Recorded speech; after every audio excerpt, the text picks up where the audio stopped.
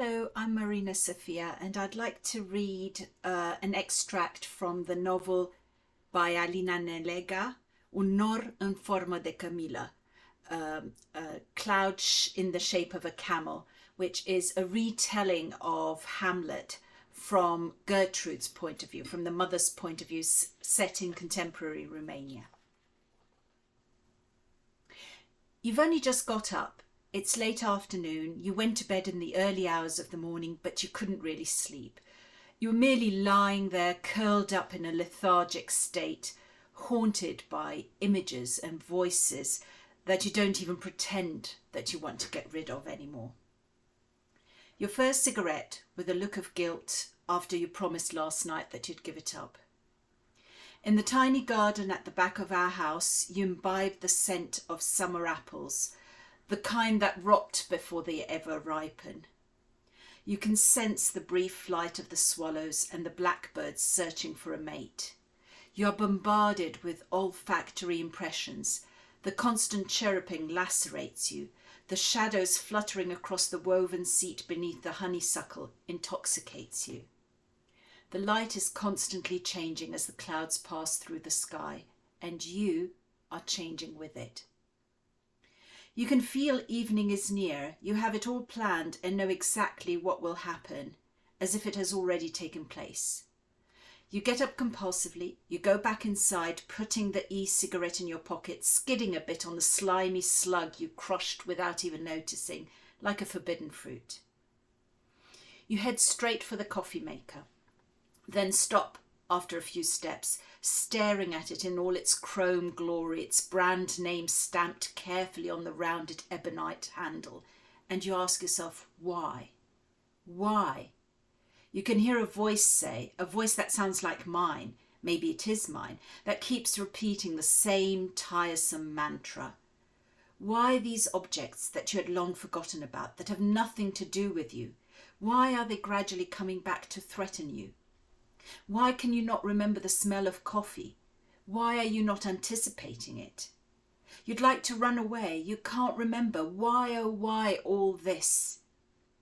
You're paralysed with the desire to do away with time altogether, avoid plunging into a future which moves inexorably into the present, but never quite manages to wake you up, as if there is no past, no future, and the perpetual present tense is the burden you can never escape.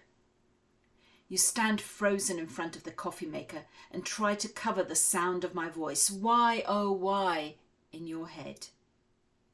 It hits you like stormy waves. It doesn't kill you, but it bashes your head against the rocks on the shore, and you touch your head in search for the wounds.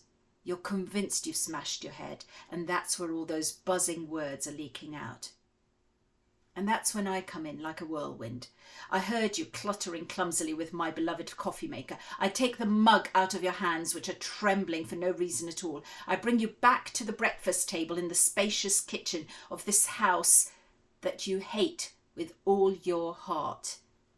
I look at you anxiously, but I'm no better than that coffee maker, which was also looking at you anxiously. I can read your thoughts before you even formulate them, just like I could guess you were coming before you were born. I pull you towards me as if rescuing you from drowning. I pull you towards me and you hate me for it, but you cling to me nevertheless, wild-eyed. Let me be, I can read in your eyes. Help me, they say. Save me, help me, leave me. Save, leave, help. Take your pills, I say. Have you taken your pills? You don't say anything. You merely look at me slyly. You know very well who I am. I cannot trick you. I like to believe I'm your mother, but in fact I'm merely a middle-aged woman, messy after rushing home from the morning rehearsal, the last one before opening night tonight. I bend over the table to focus on you, and my scarf falls. The scarf I used to hide the ever deeper wrinkles around my neck. It falls to the floor all crumpled, and I step on its delicate organic cotton with its pattern of squares the colour of lungs. Healthy lungs, not like mine, blackened by tobacco.